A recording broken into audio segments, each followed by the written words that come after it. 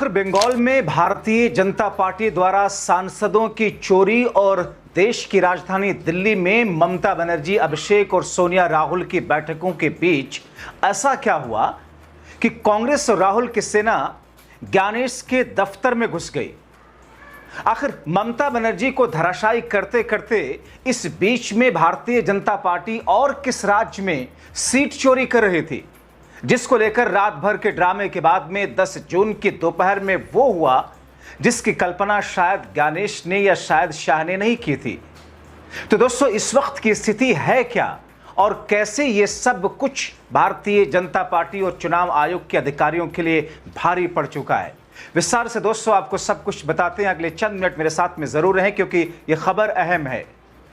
दोस्तों, मौजूदा वक्त में देश की राजनीति जहां एक तरफ इंडिया गठबंधन को कमजोर करने, विपक्षी टीएमसी को तहस नहस करने और दूसरी तरफ अपने सहयोगी दलों को भी एक तरीके से हाशिए पर डालने की कवायद में दिल्ली लगी हुई है, तो दूसरी तरफ इन तमाम डैमेज को जो कि दिल्ली दे रही है, राहुल और सोनिया गांधी की टीम उसे कंट्रोल करने में लगी है।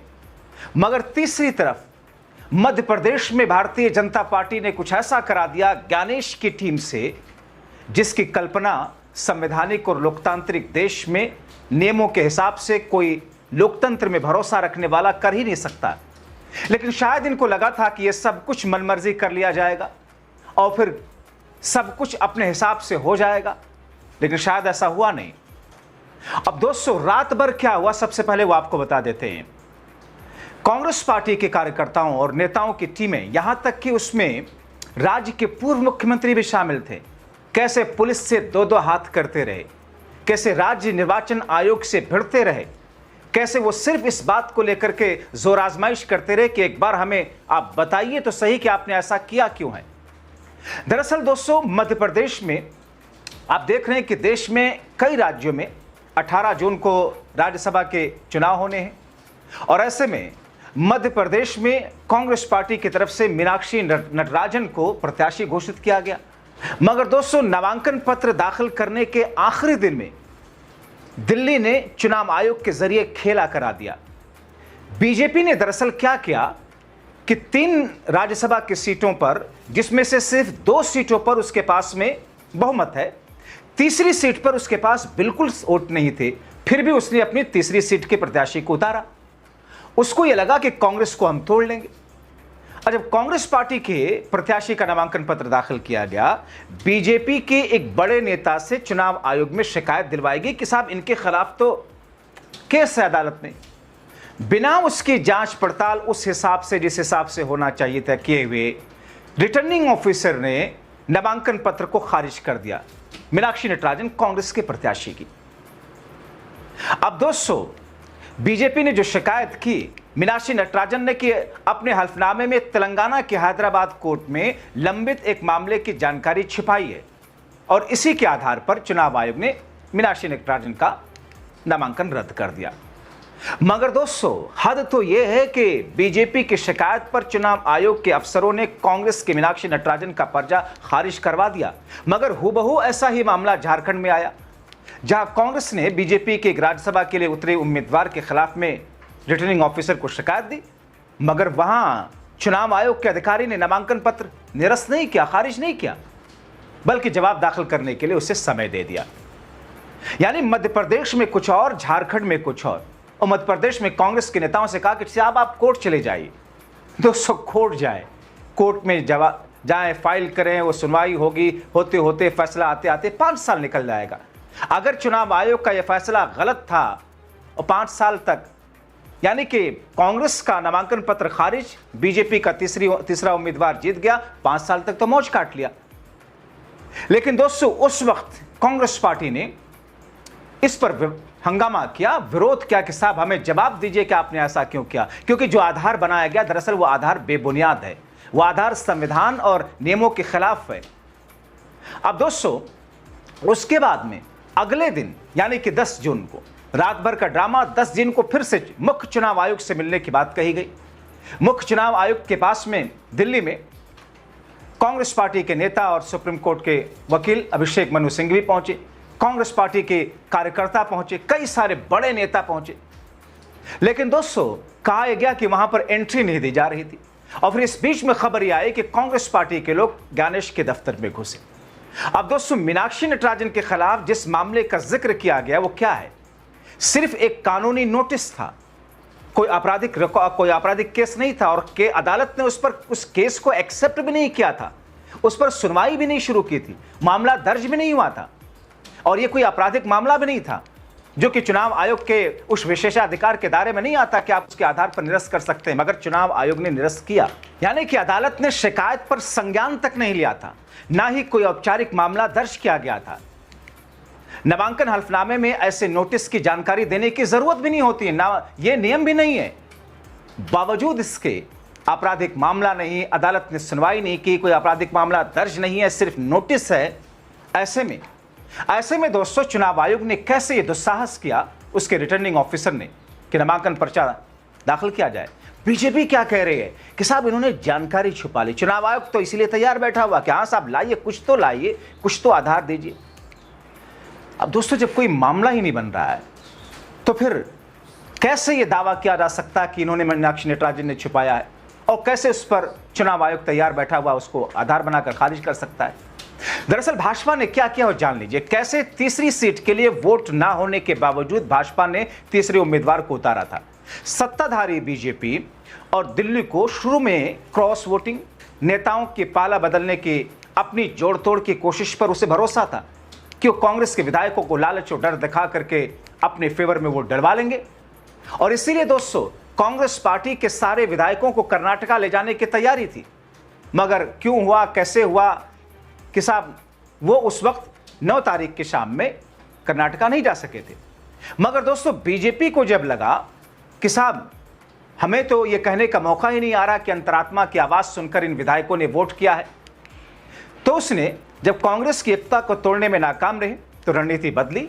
बीजेपी ने देखा कि पूरी कांग्रेस विधायक दल एकजुट है, सभी विधायक एक साथ खड़े हैं हमें टक्कर देने के लिए, तो एक मनगढ़ंत मुद्दा बीजेपी ने तैयार किया मीनाक्षी नटराजन के खिलाफ में। अब दोस्तों 10 जून को चुनाव आयोग के दफ्तर जाकर कांग्रेस ने जिस हिसाब से वहां पर जो बिगुल बजाया है, दरअसल वो एक संकेत है आने वाले दिनों में ज्ञानेश और उनके अधिकारियों के लिए कि होने क्या जा रहा है। अभिषेक मनु सिंघवी ने ज्ञानेश की आंखों में आंखें डालकर क्या कहा, कैसे फजीहत करके उन्होंने इस मामले को कोर्ट में घसीटा है, जरा सुन लीजिए इसके पॉइंट्स क्या हैं। कैसे चुनाव आयोग ने आंखों में धूल झोंक करके ये सब कुछ मन मर्जी एक फ्रॉड तरीके से कांग्रेस पार्टी के प्रत्याशी का नामांकन पत्र खारिज करवाया है। अभिषेक मनु सिंघवी के शब्दों में सुनिए। कक्षा का कानूनी विद्यार्थी जानता है कि कॉग्निजेंस यानी संज्ञान लेना एक प्राथमिक स्टेज होती है मैजिस्ट्रेट द्वारा, और वो इसलिए ली जाती है कि मैं ये निर्णय करूं कि ये केस आगे चलना चाहिए कि नहीं। बिना कॉग्निजेंस के कोई भी क्रिमिनल केस जन्मता ही नहीं है, क्रिएट ही नहीं होता है।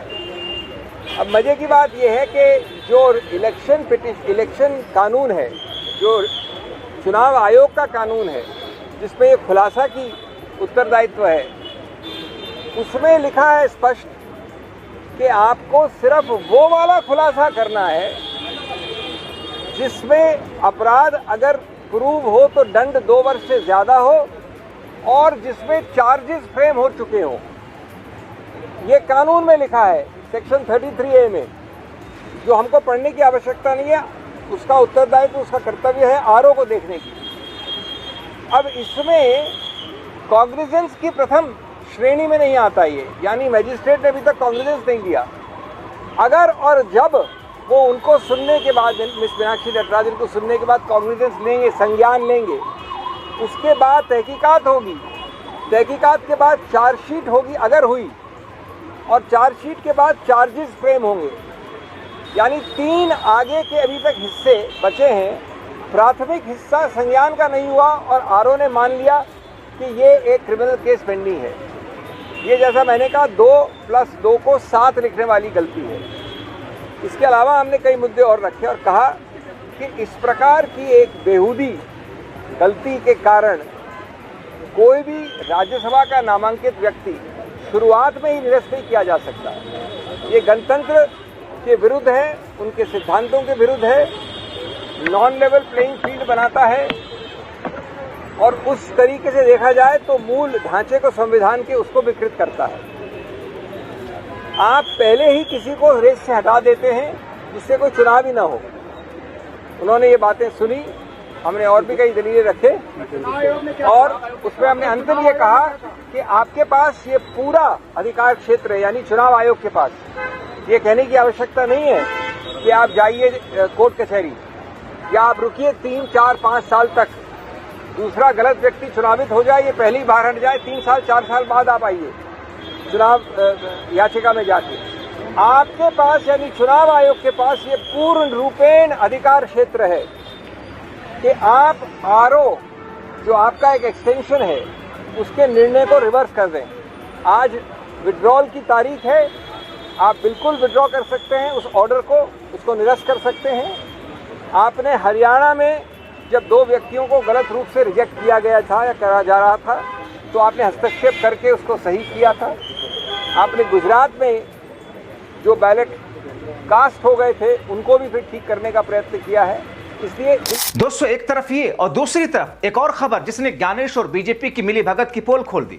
मीनाक्षी नटराजन का पर्चा खारिज होने के बाद राज्यसभा चुनाव में निर्वाचन अधिकारी और मध्य प्रदेश राज्य विधानसभा के प्रमुख सचिव अरविंद शर्मा के पुनर्वास की कहानी की फाइल भी खुल गई।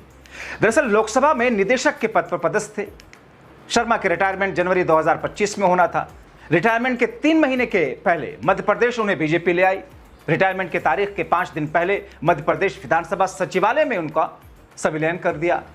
लोकसभा में रिटायरमेंट की उम्र है 60 साल, मध्य प्रदेश विधानसभा में है 62 साल। अब मध्य प्रदेश में लाने में भाजपा के बड़े नेताओं की भूमिका रही, उसका फायदा भी भाजपा ने लेना चाहा और ले भी लिया। मगर सवाल तो उठेंगे कि पुलिस सेवा से विधानसभा में डिपुटेशन पर आए शर्मा को उन्हीं को ही एआरओ क्यों बनाया गया था? क्यों उन्होंने ही उसी एआरओ ने कांग्रेस पार्टी के प्रत्याशी मीनाक्षी नटराजन का पर्चा निरस्त किया? ये सवाल हो रहा। विधानसभा सचिवालय के उस अधिकारी को उनका दायित्व क्यों नहीं दिया गया जिनके पास में चुनाव कराने का अनुभव है, जो पहले से थे? उनके बजाय इनको जिम्मेदारी क्यों दी गई? अब दोस्तों, चुनाव आयोग के साथ में दिल्ली में जो टसल की खबरें आ रही है, जो तस्वीरें इस वक्त दिख रही हैं, उससे एक भयंकर तूफान सा खड़ा हो रहा है। आप क्या सोचते हैं? इन कड़ियों को जोड़कर आप क्या कहेंगे? अपनी राय कमेंट बॉक्स में जरूर लिखें।